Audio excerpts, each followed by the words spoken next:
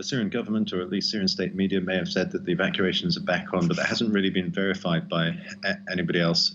Certainly the process has started. Buses were able to enter the last rebel enclave.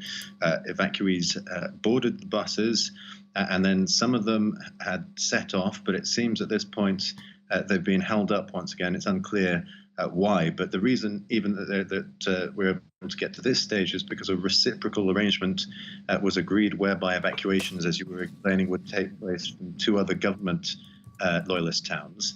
And we know now that buses also entered those towns, not without incidents on the way. In fact, they were held up for several hours by opposition fighters on the way, and several of the buses were set ablaze, the government saying deliberately by opposition fighters, the opposition, at least one source, saying that actually this was a case of infighting with buses caught in the crossfire. But despite all these complications, it seems to this point the arrangement still hasn't been derailed, but there is, of course, plenty of scope for things still to go wrong.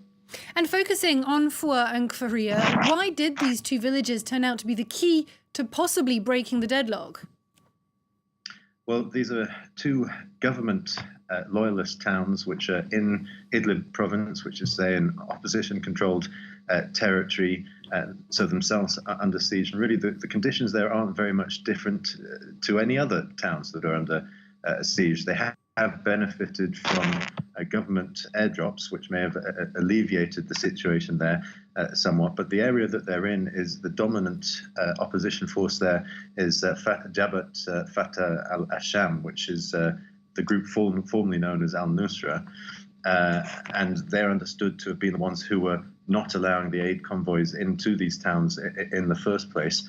They're two towns, about 15 to 20,000 people, and of course they were added to this agreement at the insistence of the Syrian government and the Iranian government.